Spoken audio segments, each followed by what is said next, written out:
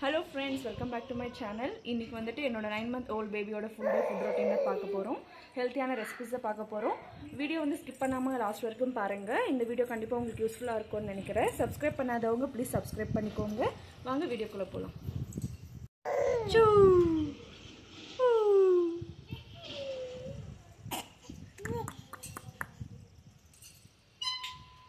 Morning பிரேக்ஃபாஸ்ட்டுக்கு வந்து பாலக்கீரை சாதம் தான் செய்ய போகிறோம். எப்பவுமே வந்து குக்கரில் வச்சு நல்லா குக் பண்ணி எடுத்துக்குவேன். ஆனால் இன்னைக்கு வந்து கொஞ்சம் டிஃப்ரெண்ட்டாக சட்னி மாதிரி செஞ்சுட்டு நம்ம கொடுக்கலான்னு இருக்கேன்.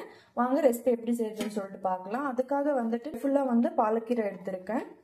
இப்போ இது வந்து சின்ன சின்னசாக கட் பண்ணி எடுத்துக்கலாம். வாஷ் பண்ணி எடுத்திருக்கேன். இப்போ சின்ன சின்னசாக கட் பண்ணி எடுத்துக்கலாம்.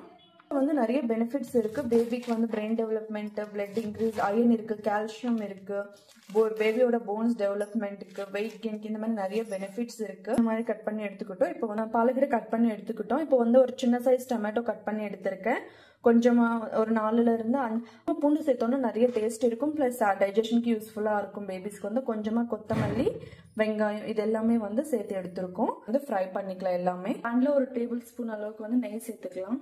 கொஞ்சமா சீரகம் பொரிச்சதுக்கு அப்புறமா வந்து வெங்காயம் சேர்த்துக்கலாம். பூண்டு சேர்த்துக்கலாம். வெங்காயம் லைட்டா ஃப்ரை ஆனதுக்கு அப்புறமா பண்ணி வச்சு டொமேட்டோ சேர்த்துக்கலாம்.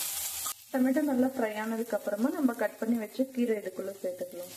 கீரை வந்து பார்க்கறதுக்கு அதிகமா இருக்கும். அது குக் ஆகிறதுக்குள்ள வந்து குவான்டிட்டி வந்து குறைஞ்சிடும்.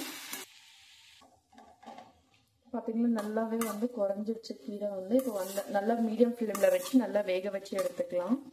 கொத்தமல்லி சேர்த்துக்கலாம். தண்ணி எதுவும் சேர்க்க வேண்டாம். நம்ம வந்து கீரைலவே தண்ணி இருக்கும். ஸோ அந்த தண்ணிலவே வந்து கீரை வந்து நல்லா குக் ஆயிடும். மீடியம் ஃப்ளேம்ல வச்சு நல்லா ஒரு 5 to 10 minutes வந்து நல்லா வேக வச்சு எடுத்துக்கலாம். ஒரு பிளேட் க்ளோஸ் பண்ணிட்டு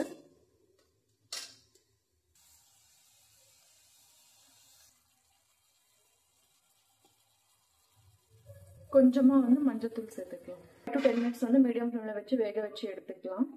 ஒரு பிளேட் வந்து க்ளோஸ் பண்ணோம்னா கொஞ்சம் சீக்கிரமா நல்லா குக் ஆகும். கொஞ்சமா வந்து பெருங்காயத்தூள் சேர்த்துக்கலாம். ஒரு 5 to 10 minutes வந்து மீடியம் ஃப்ளேம்ல வச்சு நல்லா வேக வச்சு எடுத்துக்கலாம். இந்த மாதிரி பிளேட் க்ளோஸ் பண்ணோம்னா நல்லா வந்து குக் ஆகும். ஸோ அதனால வந்து பிளேட் க்ளோஸ் பண்ணிட்டு வேக வச்சு எடுத்துக்கலாம். 5 to 10 minutes வந்து நல்லா வேக வச்சு எடுத்துக்கிட்டோம். கீரை வந்து சீக்கிரமா வெந்துடும். நல்லா வெந்துடுச்சு. இப்போ வந்து கேஸ் ஆஃப் பண்ணிக்கலாம். சூடெல்லாம் ஆறுனதுக்கு அப்புறமா வந்து நம்ம மிக்ஸி ஜார்ல போட்டுக்கலாம். இதுக்குள்ள சேர்த்துக்கலாம். நல்லா ஆறுனதுக்கு அப்புறமா வந்து மிக்ஸி ஜார்ல கொஞ்சமா ஸ்பைசஸ்க்காக வந்து கொஞ்சமா மிளகு சேர்த்துக்கலாம். 1 year plus பேபிஸா இருந்தா கொஞ்சமா சால்ட் சேர்த்துக்கோங்க. நான் சால்ட் சேர்க்கல. இப்போ கொஞ்சமா தண்ணி சேர்த்துட்டு நல்லா அரைச்சி எடுத்துக்கலாம். பேஸ்ட்டை வந்து அரைச்சி எடுத்துக்கிட்டோம். இல்லாம வந்து நல்லா பேஸ்ட்டா அரைச்சி எடுத்துக்கலாம்.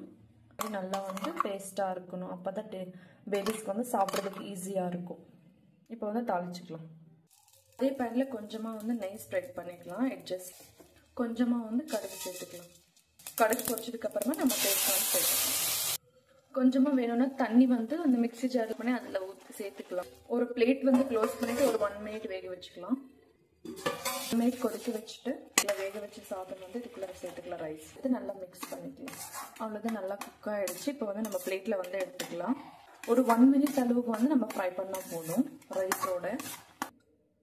இப்போ நெய் சேர்த்துக்கலாம். இல்லை நான் வந்து ஃப்ரை பண்ணும்போது நெய் சேர்த்ததுனால நெய் சேர்த்துக்கல. இந்த கன்சிஸ்டன்சிக்கு வந்து இருக்கு. இப்போ பேபிக்கு வந்து கொடுத்துடலாம். கொஞ்சம் வார்மா கொடுத்தோன்னு நல்லா டைஜஷனுக்கு ஈஸியா இருக்கும். இப்போ பேபிக்கு வந்து கொடுத்துடலாம். பேபியும் ரெடியா இருக்காங்க. ஃப்ரெஷ்ஷா வந்துட்டு நம்ம பேபிக்கு வந்து பிரேக்ஃபாஸ்ட் கொடுத்துடலாம். தண்ணி கொடுத்துட்டு வந்து ஃபுட்டு வந்து ஸ்டார்ட் பண்ணிக்கலாம். நம்ம கீரை ஐட்டம்ஸ் வந்துட்டு மார்னிங் பிரேக்ஃபாஸ்ட் லஞ்சுக்கு வந்து கொடுக்கணும். டைஜஷனுக்கு கொஞ்சம் ஈஸியா இருக்கும் பேபிஸ்க்கு வந்துட்டு. கொஞ்சம் வார்மா கொடுத்தோம்னா அவங்களுக்கு டேஸ்ட் வந்து நல்லா விரும்பி சாப்பிடுவாங்க. சின்ன இருக்காங்க, டேஸ்ட் வந்து பிடிச்சிருக்கு. நல்லா சியூ பண்ணி சாப்பிட்டுட்டு இருக்காங்க. இந்த கீரை கொடுக்கறதுனால பேபிஸ் வந்து நிறைய அயன் கண்டென்ட் இருக்கு, கால்சியம் இருக்கு. அப்புறமா பேபியோட போன்ஸ் டெவலப்மெண்ட்டுக்கு, பிரெயின் டெவலப்மெண்ட்டுக்கு, அப்புறமா வந்துட்டு வெயிட் கெயினுக்கு, டைஜஷனுக்கு, இந்த மாதிரி நிறைய பெனிஃபிட்ஸ் இருக்கு நம்ம கீரை கொடுக்கறதுனால. பேபிக்கு வந்து டேஸ்ட் வந்து பிடிச்சிருக்கு. நல்லா சியூ பண்ணி சாப்பிட்டுட்டு இருக்காங்க. இப்போ பிரேக்ஃபாஸ்ட் வந்து கொடுத்துட்டேன். இப்போ ஒரு 11 to 12 வந்துட்டு நான் ஒரு ஸ்நாக் ஏதாவது கொடுத்துடுறேன். ஃப்ரூட்ஸ் இல்லைன்னா ட்ரை ஃப்ரூட்ஸ் அந்த மாதிரி. நம்ம கீரை கொடுக்கறதுனால பேபிஸோட பிரெயின் டெவலப்மெண்ட்டுக்கு, வெயிட் கெயினுக்கு, போன்ஸ்க்கு அயன் ரிச் அதிகமாக இருக்கு, பிளட் இன்க்ரீஸ் ஆகிறதுக்கு, இந்த மாதிரி நிறைய பெனிஃபிட்ஸ் இருக்கு. இப்போ வந்து நம்ம நெக்ஸ்ட் வந்து லஞ்ச் பார்க்கலாம். லஞ்ச் ரெசிபி தான் பார்க்க போகிறோம். ஏன்னா கேரட் கர்ட் ரைஸ் தான் செய்ய போகிறோம். கேரட் வந்து துருவி எடுத்திருக்கேன், நல்லா கொஞ்சம் நைஸாக வந்து துருவி எடுத்திருக்கேன். ஒரு சின்ன சைஸ் வெங்காயம் வந்து கட் பண்ணிக்கலாம். அப்புறமா வந்துட்டு இஞ்சி பூண்டு கொஞ்சமாக கொத்தமல்லி, இதுதான் நம்ம வந்து இதெல்லாம் சேர்த்து கர்ட் ரைஸ் தான் செய்ய போகிறோம். வீட்டிலவே வந்து நான் ஃப்ரெஷ்ஷான தயிர் வந்து எடுத்திருக்கேன். கொஞ்சம் புளிக்காமல் இருக்கிற தயிர் தான் நம்ம எடுத்துக்கணும். இப்போ வந்து தயிர் சாதம் எப்படி செய்யறதுன்னு சொல்லிட்டு பார்க்கலாம். பேபிஸ்க்கு வந்து நம்ம தயிர் சாதம் வந்து 9 months ப்ளஸில் இருந்து நம்ம கண்டினியூ பண்ணிக்கலாம். என்னோட பேபிக்கு வந்து 9 month கம்ப்ளீட் ஆக போகுது. அதனால நான் தயிர் சாதம் வந்து ஸ்டார்ட் பண்ணிட்டேன். வாங்க எப்படி ரெசிபி செய்யறதுன்னு சொல்லிட்டு பார்க்கலாம்.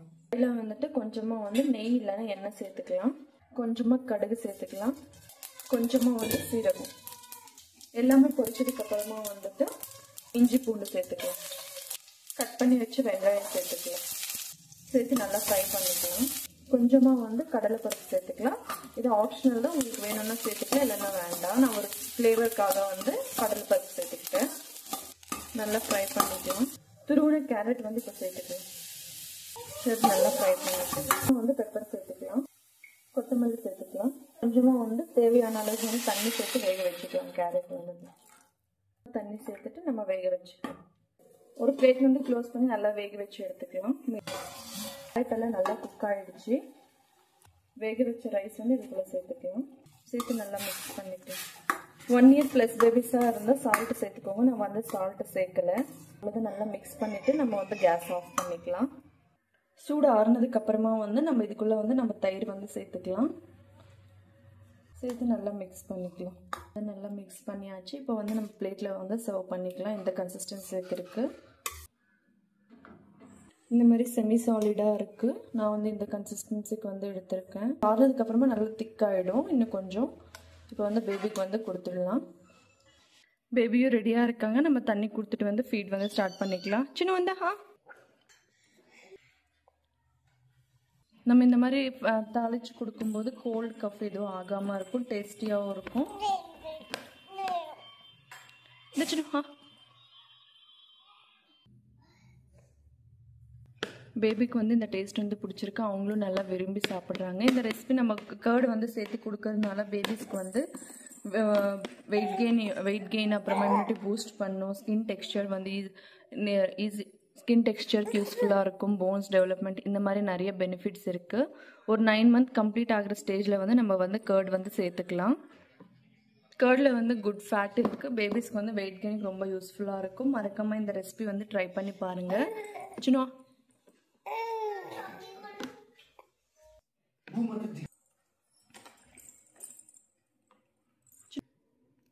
மறக்காம ரெசிபி வந்து ட்ரை பண்ணி பாருங்க. அவல் கிச்சடி செய்ய போறோம். அதுக்காக வந்து நான் நல்ல ஒரு 1/2 hour ஊற வச்சு எடுத்திருக்கேன். வேணும்னா நீங்க அவல்ல வந்து நிறைய பெனிஃபிட்ஸ் இருக்கு. பேபியோட பிரெயின் டெவலப்மெண்ட்டுக்கு, க்ரோத்துக்கு அயன் கண்டென்ட் நிறைய இருக்கு.